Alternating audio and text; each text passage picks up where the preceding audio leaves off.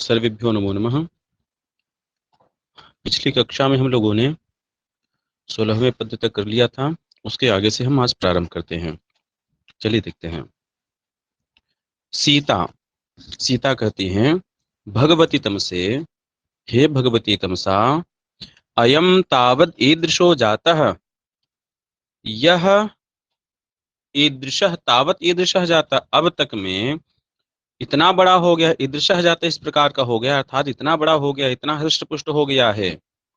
तौ पुनः न जानामि, तौ पुनर् न जानामि, एतावता कालेन कुशलवौ कीदृशौ संवृत्तौ इति। संवृत्तौ इति संधि विच्छेद करके संवृत्ताविति। ठीक है। तौ तौ कौ तौ कुशलवौ, वो जो कुशलव हैं, कीदृशौ संवृत्तौ किस प्रकार के हो गए हैं। न जानामि नहीं जानती हूँ। कितने समय में, एतावता कालेन इतने काल में। कालेन का विशेषण है एतावता। एतावत ऐसा रूप चलेगा तो तृतीया विकसन में एतावता, एतावता कालेन इतने काल में, अर्थात यह जो हाथी है इसके पश्चात ही कुशलव की भी उत्पत्ति हुई थी। तो इतने काल में यह जो हाथी है इतना बड़ा हो गया है, इस प्रकार का हो गया है। पुनः न जानामि, मैं पुनः नहीं जानती हूँ कि तौ एतावता कालेन, वो दोनों कुशलवो, वो दोनों जो कुशलव हैं, एतावता कालेन इतने काल में, कीदृशौ संवृत्तौ किस प्रकार के हो गए होंगे। तमसा तमसा कहती है, यादृशोऽयं तादृशौ तावपि, यादृशः अयम, जैसा यह यह जो गज शावक है, यह जो हाथी का बच्चा है, यह जैसे हो गया है, तौ अपि तादृशौ, वे दोनों भी वैसे ही हो गए हैं। सीता अब सीता कहती हैं, ईदृश्यस्मि मंदभागिनी यस्या न केवलम आर्यपुत्र विरह पुत्र विरहोपि। ईदृशी अस्मि, मैं ऐसी हूँ, कैसी, अब मंदभागिनी, अहम ईदृशी मंदभागिनी अस्मि, मैं ऐसी मंदभागिनी हूँ। अस्मि है तो अहम का, अहम को अपने आप ले लेंगे। तो अहम ईदृशी मंदभागिनी अस्मि, मैं ऐसी मंदभागिनी हूँ। कैसी, यस्याह, यस्याह है विसर्ग है यहाँ पर, भो भोगो घो पूर्व से योशी और हलि सर्वेशाम। यह संधि के सूत्र जरूर ही तैयार रखिए। संधि अगर तैयार है तो वाक्य में, श्लोक में अर्थ निकालने में थोड़ी सी सरलता हो जाती है। और संधि अगर नहीं अच्छा है तो यस्या, यस्या कहाँ का रूप है देखते रहिए, विसर्ग दिख नहीं रहा है, मिसप्रिंट हो गया कि क्या हो गया, ये शंका मन में बनी रहेगी। तो संधि के सूत्र हमको अच्छे से आने चाहिए। तो यस्याह न केवलम आर्यपुत्रः, यस्याह कस्याह सीतायाः, मैं ऐसी हूं कि जिसका केवल आर्यपुत्र से विरह नहीं हुआ है, बल्कि पुत्र विरह अपि, जिसका पुत्र से भी विरह हो गया है। पुत्र विरह अपि है यहाँ पर, अतोरुक्ताद् प्रत्यय और आद गुण, फिर एंगः पदांतादति, जिसका पुत्र विरह भी हो गया है। तमसा भवितव्यते यम ईदृशी, भवितव्यता यम ईदृशी, यम ईदृशी भवितव्यता, यह तो ऐसी भवितव्यता है, ऐसी होनहार ही है यह। ठीक, भवितव्यानाम द्वाराणि भवन्ति सर्वत्र, हमने अभिज्ञान शाकुंतलम में भी पढ़ा है। दुष्यंत कहता है कि भवितव्यानाम द्वाराणि भवन्ति सर्वत्र, जो भवितव्य है वह होकर ही रहेगा। और भी कहा गया है, यद भावी न तद्भावी भाविश्चैन्य तदन्यथा, जो अभावी है, अभावी मतलब जो होने वाला नहीं है, जो होनहार नहीं है, वह न भावी, वह होता नहीं है, कभी नहीं होगा। और भाविश्चेत न अन्यथा तदन्यथा, यदि भावी है तो उससे अन्य नहीं होगा, अर्थात जो होना है वह होकर ही रहेगा। तो भवितव्यता यम ईदृशी भवितव्यता, अर्थात यह तो होना ही है, यह होनहार ही है, तो कैसे नहीं होगा। सीता किं वा मया प्रसूतया येन एतादृशं मम पुत्रकयोः ईषद्विरलधवल दशन कुड्मलोज्ज्वलम् अनुबद्धमुग्धकाकली विहसितं नित्योज्ज्वलं मुखपुण्डरीकयुगलं न परिचुम्बितम् आर्यपुत्रेण।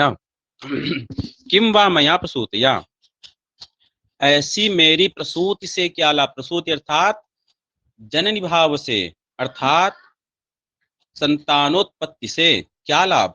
किम वा मया प्रसूतिया किम वा, मेरे प्रसूति से, मेरे पुत्र उत्पन्न करने से क्या लाभ। येन, येन केन, येन प्रसूति करणेन, जिससे, एतादृशम मम पुत्रकयोः, एतादृशम मम पुत्रकयोः, इस प्रकार जो मेरे पुत्रों के, मम पुत्रकयोः ईषद मुखपुंडरीक युगलम आर्यपुत्रेण न परिचुंबितम, जिसके द्वारा मम पुत्रकयोः, मेरे जो दो पुत्र हैं उन पुत्रों के मुखपुंडरीक युगलम, मुखपुंडरीक युगल को, मुख कमल युगल को, अर्थात दोनों के मुखों को, आर्यपुत्रेण न परिचुंबितम, आर्यपुत्र के द्वारा परिचुंबन नहीं किया गया, उसे चुमा नहीं गया। ठीक, यहाँ पर कर्मण प्रयोग है। आर्यपुत्र क्या है, कर्ता है। मुखपुंडरीक युगल क्या है, यह कर्म है। कर्म उक्त हो गया और कर्ता अनुक्त हो गया। तो मुखपुंडरीक युगल को पिता जो है, जो अपनी संतान है, उसके स्नेह से उसके मुख का चुंबन करता है। वह एक स्नेह होता है, वह परमानंद को प्रदान करने वाला होता है। तो मेरे ऐसे प्रसूति से क्या लाभ, जिससे कि एका एतादृशम मम पुत्र के यो हो, मेरे दोनों पुत्रों के मुखपुंडरीक युगलम आर्यपुत्रेण न परिचुंबितम, आर्यपुत्र के द्वारा चुमा नहीं गया। अब मुखपुंडरीक युगल उनका कैसा है, कुश और लव का, तो बता रहे हैं। क्या बता रहे हैं, ईषद विरल धवल दशन कुडमलोज्ज्वलम, उज्ज्वलम उज्ज्वल है, शोभायमान है। कैसे उज्ज्वल है, किसके द्वारा उज्ज्वल है, दशन कुडमल, जो दशन रूपी कुडमल है, दशन रूपी जो कुडमल है, दांत रूपी जो कुडमल अर्थात कली है, दंत की जो कली है उससे उज्ज्वल।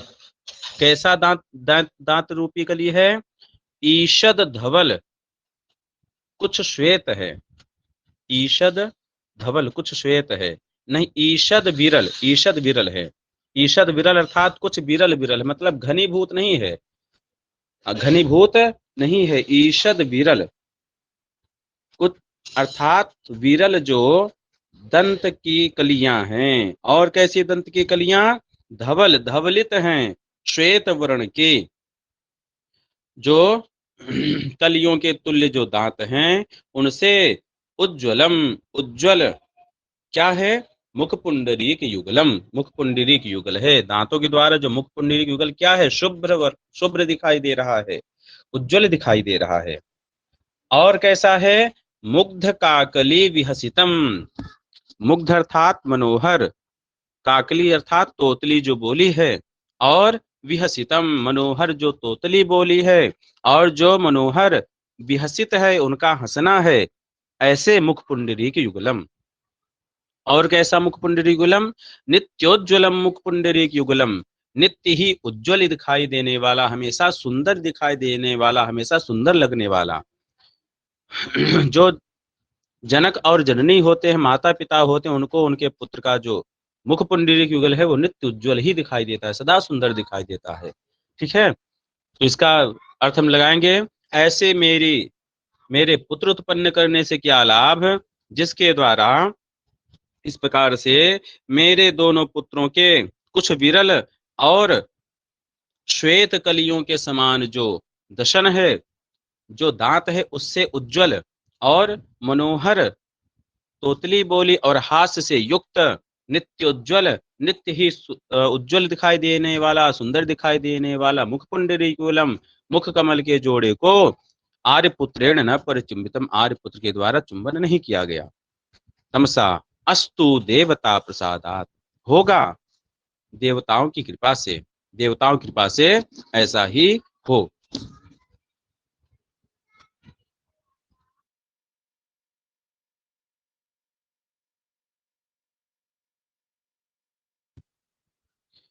आगे सीता, सीता कहती हैं भगवती तमसे एतेन अपत्य संस्मरणेन उच्छ्वसित प्रश्नुतस्तनी इदानीं वत्सयोः पितुः सन्निधानेन क्षणमात्रं संसारिणी संवृत्ता अस्मि।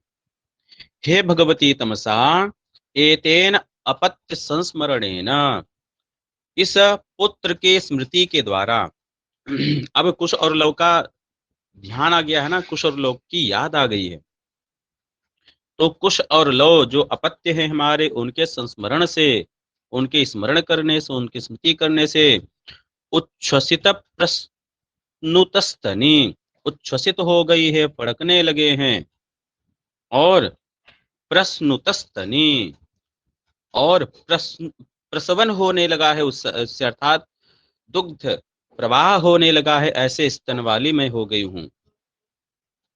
ठीक, स्तनी ये किसका विशेषण है? सीता जी का, अपने बारे में कह रही हैं कि उच्छ्वसित प्रश्नुतस्तनी, उच्छ्वसित हो गई हैं, भड़कने लगे हैं, और प्रश्नुत हो रहा है, दूध दुग्ध प्रवाह हो रहा है, ऐसे स्तन वाली हो गई हूं मैं कैसी हो गई हूं? इदानीम वत्सयोः पितुः सन्निधानेन, इस समय वत्सयोः पितुः सन्निधानेन, हमारे बच्चों की याद हमें आ गई है, और उनके जो पिता हैं, वत्सयोः पितुः, उनके जो पिता है, उनके सन्निधान से, वह हमारे सामने है, हमारे संपर्क में हैं, उनके सन्निधान से क्षण मात्रम संसारिणी संवृत्ता अस्मि, मैं क्षण मात्र के लिए गृहस्थनी हो, संसारिणी अर्थात गृहस्थनी हो गई हूं, गृहस्थ में रहने वाली हो गई हूं, जहां पर पूरा परिवार रहता है। तमसा किमत्र उच्यते, इसके विषय में क्या कहा जा सकता है? जो तुम्हारा स्नेह है, इसके विषय में क्या कहा जा सकता है? प्रसवः खलु प्रकर्ष पर्यन्तः स्नेहस्य, यह सूक्ति है। प्रसवः खलु प्रकर्ष पर्यन्तः स्नेहस्य, जो प्रसव होता है, जो संतानोत्पत्ति है, वह खलु निश्चित ही स्नेहस्य प्रकर्ष पर्यन्तः, वह स्नेह की चरम सीमा होती है। प्रकर्ष पर्यंत था, जो प्रकर्ष होना चाहिए उसकी चरम सीमा होती है। संतान के ऊपर प्रेम की चरम सीमा लुटा दी जाती है माता पिता के द्वारा।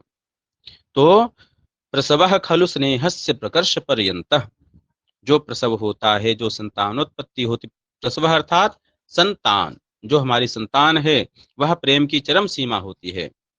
परम च एतत् अन्योन्य संश्लेषणम पित्रोः, यह और क्या होता है?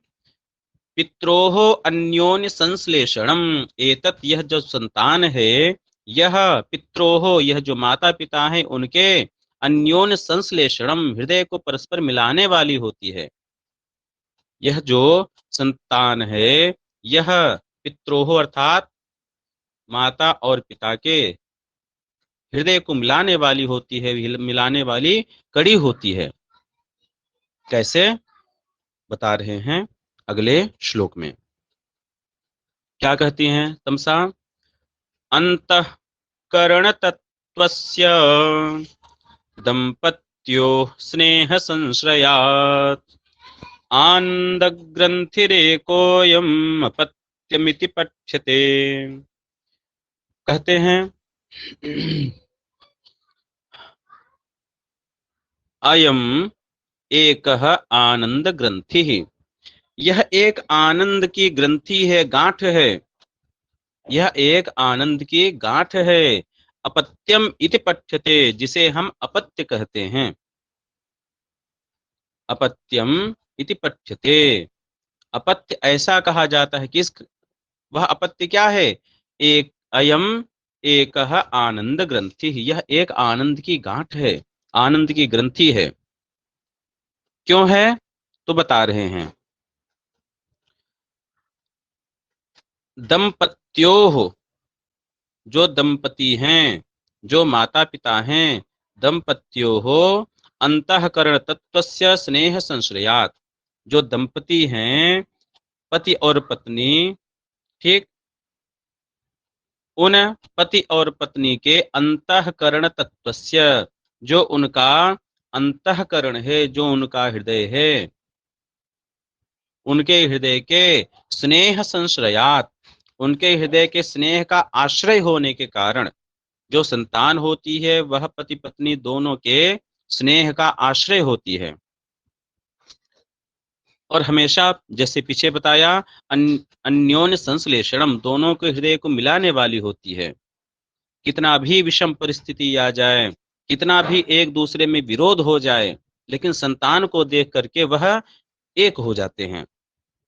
तो दंपत्योः अंतःकरण तत्वस्य स्नेह संश्रयात्, दंपत्योः, दंपति कैसे बनता है, जाया च पतिः च इति दंपति, ठीक है, जाया च पतिः च इति दंपति। जब समास सिद्धांत को हम पढ़ेंगे तो इसका सूत्र आएगा। तो निपातनात् दम हो जाता है, जाया को क्या आदेश हो जाता है, निपातनात् दम आदेश हो जाता है, तो दंपति हो जाता है। तो दंपत्योः, पति और पत्नी के अंतःकरण तत्वस्य, जो अंतःकरण है उनका हृदय रूपी जो तत्व है, ऐसे हृदय रूपी तत्व के स्नेह संश्रया, स्नेह का आश्रय होने के कारण, प्रेम का आश्रय होने के कारण, अयम एक आनंद ग्रंथि ही, यह एक आनंद की ग्रंथि है जो दोनों के, माता और पिता के अंतःकरण तत्व को क्या करता है, ग्रंथि में बांध देता है। इसलिए अपत्यम इति पठ्यते, यह अपत्य ऐसा कहा जाता है। ठीक है, चलिए, अपत्य का क्या अर्थ है, न पतति वंशः येन जातेन तत् अपत्यम, जिसके जन्म लेने से जो वंश है वह पतित नहीं होता है, अर्थात जो उनके माता पिता पति पत्नी है उनमें विश्लेष नहीं हो पाता है। ठीक, इसलिए यह अपत्य ऐसा शब्द यहाँ प्रयोग किया गया है। आगे चलिए, आगे देखते हैं। वासंती इतोपि देवः पश्यतु, हे देव, वासंती किससे कहेंगी, श्री रामचंद्र जी से। देवः इतोपि पश्यतु, देव यहाँ भी देखिए, क्या दिखा रही हैं वासंती, अनुदिवसमवर्धयत् प्रियाते यम चिर निर्गत मुग्धलोल बरहम मणिमुकुट इवोच्छिखः कदम्बे नदति स एष वधू सख शिखंडी। अब देखिए यहाँ पर वासंती किसको दिखा रही हैं, यहाँ पर यदि हम देखें क्रियापद तो नदति और अवर्धयत, अवर्धयत अर्थात जिसको बढ़ाया, वृद्ध धातु का रूप बनेगा अवर्धयत, तो जिसको बढ़ाया अर्थात जिसको पाला पोषा, किसको पाला पोषा, यम अवर्धयत, जिसको पाला पोषा, जिसको बड़ा किया, कब बड़ा किया, अनुदिवसम, प्रतिदिन पाला पोषा, कौन पाला पोषा, ते प्रिया, तुम्हारी जो प्रिया, जो सीता। वासंती किससे कह रही हैं, रामचंद्र जी से। तो ते प्रिया, तुम्हारी जो प्रिया सीता हैं, वह तुम्हारे प्रिया सीता ने यम अनुदिवसम अवर्धयत, जिसको प्रतिदिन पाला पोसा। ऐसा कौन, अचिर निर्गत मुग्ध लोल बरहम, अचिर मतलब तुरंत ही, निर्गत मतलब निकला हुआ है, मुग्ध मतलब मनोहर, लोल मतलब चंचल, बरहम माने उसका जो पिछ भाग है, जो पूंछ है, ठीक, जो उसका पंख है, अर्थात अचिर निर्गत मुग्ध लोल बरहम का अर्थ क्या हुआ, नए नए निकले हुए मनोहर पंख वाले, मनोहर चंचल पंख वाले, यम जिस मोर को, ते प्रिया तुम्हारी प्रिया ने, आपकी प्रिया ने, अव अनुदिवसम अवर्धयत प्रतिदिन पाला पोसा था। सह एषः वधू सखः शिखंडी, वह यह जिसको उन्होंने पाला पोसा था, वह एषः यह, अब सामने है ना, वह यम, वम यम और सह क्यों किया, क्योंकि वह तत्काल विशिष्ट है, अर्थात 12-13 वर्ष पहले का है। ठीक है, आज का नहीं है, वह उस काल का है, तत्काल विशिष्ट है। इसलिए यम और सह का प्रयोग किया, सह एषः।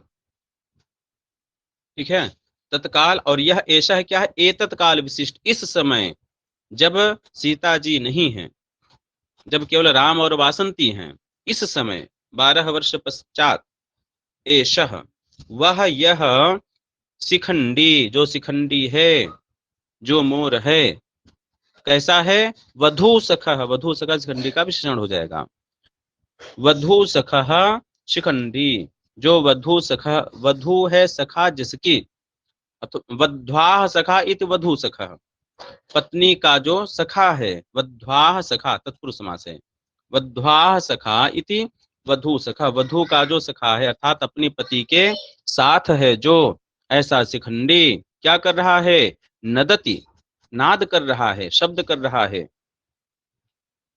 ठीक है, कहाँ कर रहा है, कदम्बे, कदम्ब पर, कदम्ब का वृक्ष है, कदम्ब के वृक्ष पर नदति, नाद कर रहा है, क्या कर रहा है, नाद कर रहा है, शब्द कर रहा है। किस प्रकार, उच्छिखः मणिमुकुटः इव, उच्छिखः मणिमुकुटः इव, उन्नत शिखा वाला, मानो मणिमुकुट, मणिजटित मुकुट के समान है। उच्छिखः मणिमुकुटः इव, जो उन्नत शिखा वाला मणिजटित मुकुट के तुल्य प्रतीत होता हुआ, नदति, शब्द कर रहा है। शुरू से देखते हैं।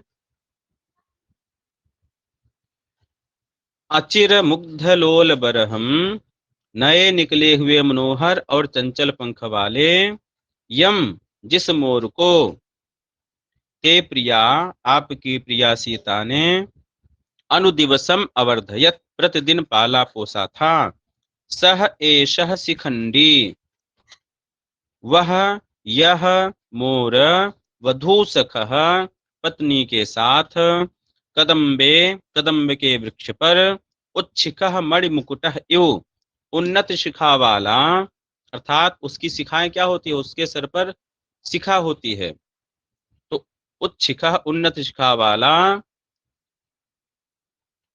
मणिमुकुटः इव, मणिजटित मुकुट के समान प्रतीत होता हुआ, क्या कर रहा है, नदति, नाद कर रहा है, शब्द कर रहा है। ठीक, यहाँ पर वधू सखा में तत्पुरुष समास है, राजा सखिभ्यश्च से टस प्रत्यय हो जाएगा, तो उस वधू सखा हो जाएगा। उपमा अलंकार है यहाँ पर, मणिमुकुटः इव में क्या, कौन सा अलंकार है, उपमा अलंकार है। अनुदिवसम, अनुदिवसम में क्या है, दिवसे, दिवसे इति अनुदिवसम, विप्सार्थ में अव्ययी भाव समास है। ठीक, चलिए आगे चलते हैं।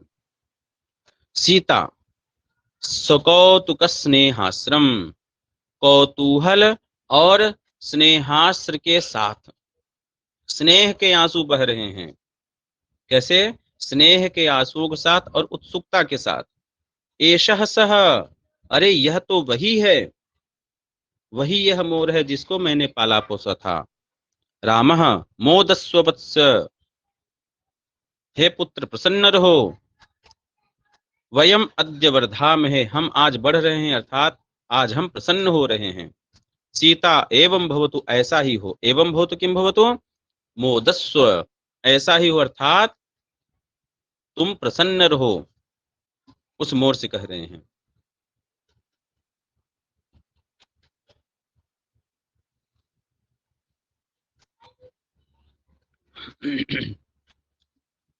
अब देखिए, अब राम जी कहते हैं, क्या कहते हैं राम जी, भ्रमिशुकृत पुटांतर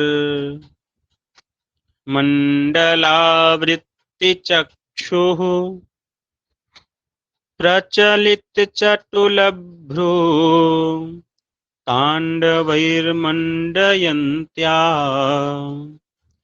करकिसलयतालैर्मुग्धया नर्त्यमानम्, सुतमिव मनसा त्वां वत्सलेन स्मरामि। देखिए, मालिनी छंद है न मय युतेयम मालिनी भोगी लोकई। अब राम जी क्या कह रहे हैं? स्मरामि, मैं स्मरण करता हूँ। स्मरामि, मैं स्मरण करता हूँ।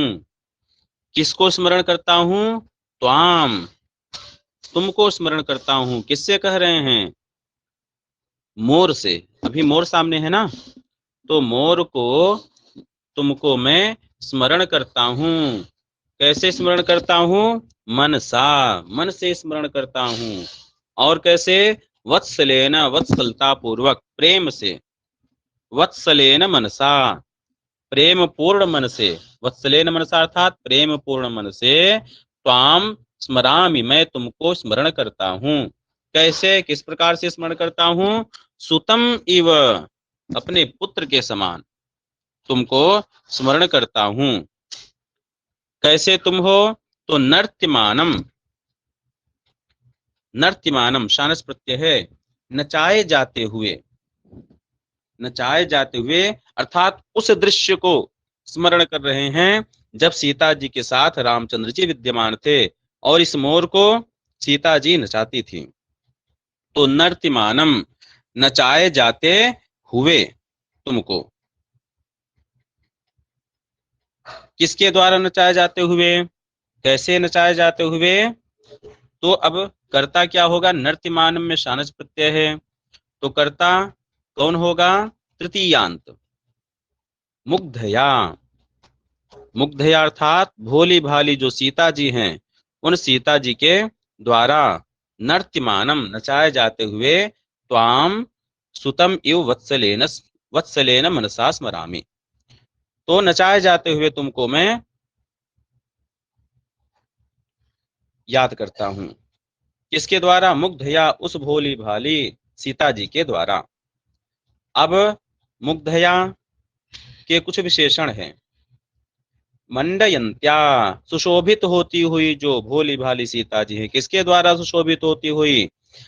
प्रचलित चटुलभ्रु तांडवैहि, प्रचलित मतलब चल रही हैं, चटुलभ्रु तांडवैहि, प्रचलित अर्थात जो अत्यंत चंचल हैं, ऐसे चटुलभ्रु जो सुंदर भौहें हैं, उनके तांडवैहि, उनके तांडव नृत्य के द्वारा।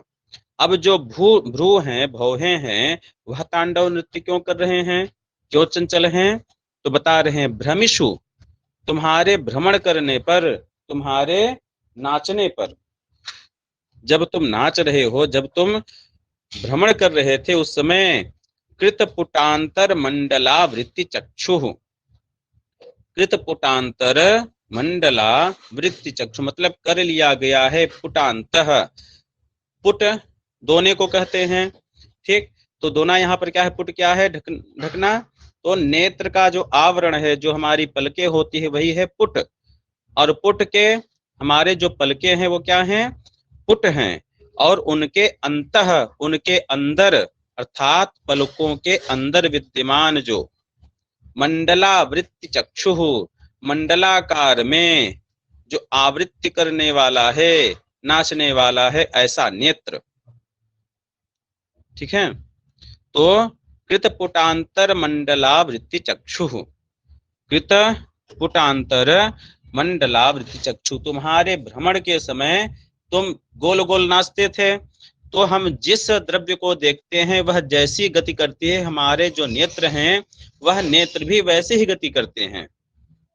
तो मोर नाच रहा है और सीता जी के जो नेत्र हैं वह भी कैसे हैं? कृतपुटांतर मंडलावृत्ति चक्षु, पुट के मध्य भाग में अर्थात पलकों के अंदर मंडलावृत्ति चक्षु, मंडलाकार में चक्षु को क्या किया जा रहा है? नचाया जा रहा है ऐसे। और उसको नचाने से क्या हो रहा है? प्रचलित चटुलभ्रु तांडवैः मंडयन्त्या, जैसे हम जैसे दृश्य को देखते हैं उस दृश्य के अनुसार हमारे जो भौहें हैं वह भी ऊपर नीचे आगे पीछे होते रहते हैं, दृश्य के अनुसार ही। तो प्रचलित चटुलभ्रु तांडवैः मंडयन्त्या, जो प्रचलित है अर्थात चंचल है, चटुलभ्रु अर्थात जो सुंदर भौहें हैं, उनके तांडव नृत्य से जो मंडाय, जो मंडयंत्या अर्थात जो सुशोभित हो रही हैं, ऐसी मुग्धया, ऐसी सुंदरी सीता, भोली भाली सीता के द्वारा कर किसलय तालई ही, कर किसलय तालई अर्थात किसलय के समान जो कर हैं, पल्लव के समान जो कर हैं, जो हाथ हैं, उन हाथों से बजाया जाता हुआ जो ताल है, जो ताली है, उस ताली के द्वारा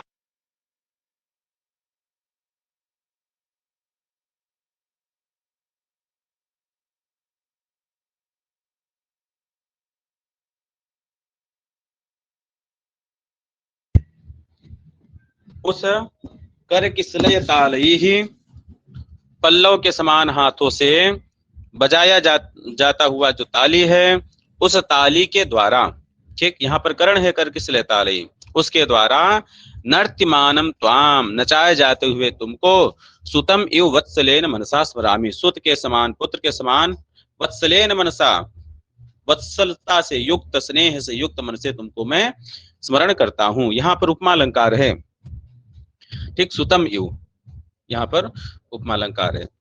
चलिए आगे देखते हैं। इसके पश्चात हंत, यह दुख वाचक शब्द है। हंत अर्थात दुख है। तिर्यंचोपि परिचयम अनुरुंधन्ते, अरे जो तिर्यंच हैं, तिर्यक हैं, तिर्यक अर्थात जो पशु पक्षी हैं, वह भी परिचय को निभाते हैं। विस्मय हो रहा है इनको, कैसे जानते हैं, तो बता रहे हैं कि कतिपय कुसुमोद्गमः कदम्बः प्रियतमया परिवर्धितोऽयमासीत्, कह रहे हैं कदम्बः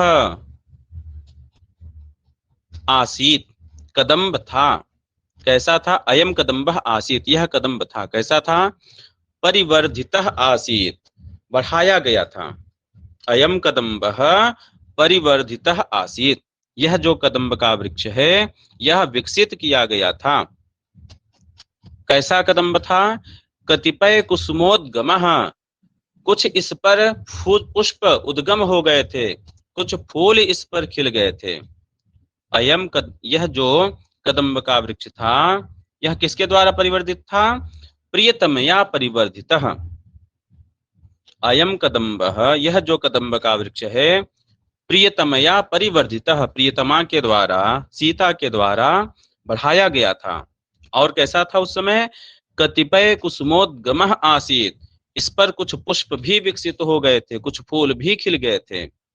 सीता सहस्रम, अश्रु के साथ, सुष्ठु प्रतिज्ञातम आर्यपुत्रेण, आर्यपुत्र के द्वारा अच्छी तरह से याद किया गया, आर्यपुत्र ने ठीक पहचाना, प्रतिभिज्ञातम अर्थात अच्छी तरह से पहचाना, अभिज्ञान अर्थात पहचान, ठीक, तो सुष्ठु प्रतिभिज्ञातम आर्यपुत्रेण, आर्यपुत्र के द्वारा, रामचंद्र जी के द्वारा अच्छी तरह से पहचाना गया। राम, फिर आगे का वाक्य कहते हैं, स्मरति गिरिमयूर एष देव्याः स्वजन इवात्र यतः प्रमोदमेति, स्मरति, स्मरण कर रहा है, एषः गिरिमयूरः, यह जो गिरिमयूर है, पर्वतीय मोर है, यह स्मरति, स्मरण करता है, किसका स्मरण करता है, देव्याः स्मरति, आया है मातु स्मरति, माता का स्मरण करता है, दुख पूर्वक माता का स्मरण करता है। तो यह देव्याः स्मरति, अधिगर्थ देशाम कर्मणि, इस सूत्र से देवी में क्या हो गया है, षष्ठी हो गया, कर्म में षष्ठी हो गई। देवी क्या है, स्मरण का, स्मरण की, स्मरण रूपी क्रिया का कर्म है देवी। तो अधिगर्थ देशाम कर्मणि, इस सूत्र से स्मरणार्थक जो धातु है उसके कर्म में षष्ठी। तो अयम कदम्बः दिव्याः, अयम गिरमयूरः, एषः गिरमयूरः दिव्याः स्मृति, यह जो गिरमयूर है, पर्वती मोर है, देवी का स्मरण कर रहा है। किस प्रकार से, स्वजनः इव, स्वजन के समान, क्या कर रहा है ये, प्रमोदम एति, यह प्रसन्न हो रहा है। यह जो गिरमयूर है देवी का स्मरण कर रहा है, यह कैसे मालूम हो रहा है, अत्र, अत्र कुत्र, गिरमयूर कहाँ बैठा है, वह बैठा है कदम्ब वृक्ष के ऊपर। अभी पीछे आया ना कि कदम्ब वृक्ष के ऊपर क्या है, यह गिर मयूर बैठा हुआ है। तो अत्र अर्थात इस कदम्ब वृक्ष के ऊपर बैठ करके जो मोर है यह प्रमोदम एति प्रसन्न हो रहा है। तो प्रसन्न व्यक्ति कहाँ होता है, जहां अपने लोग होते हैं। तो स्वजिनः इव, मानो यह स्वजने इव, स्वजने इव यहाँ पर एचो वायाव से आदेश होगा और यकार का वैकल्पिक लोग। तो स्वजने इव, मानो यह स्वजन के पास बैठा हुआ है। तो स्वजन के समान आत्मीय व्यक्ति के साथ मिल जाए, सहवास मिल जाए, उसके समान प्रमोदम एति प्रमोद को प्राप्त करता है। इसलिए यह स्पष्ट होता है कि एषः गिरमयूरः देव्याः स्मरति, यह जो गिरमयूर है, पर्वती मोर है, सीता का स्मरण कर रहा है।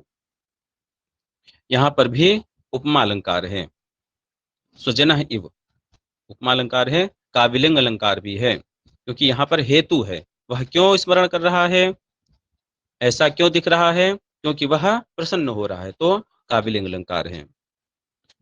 तो ठीक है, आज इतना ही करते हैं। कोई प्रश्न है किसी का अभी इतने में?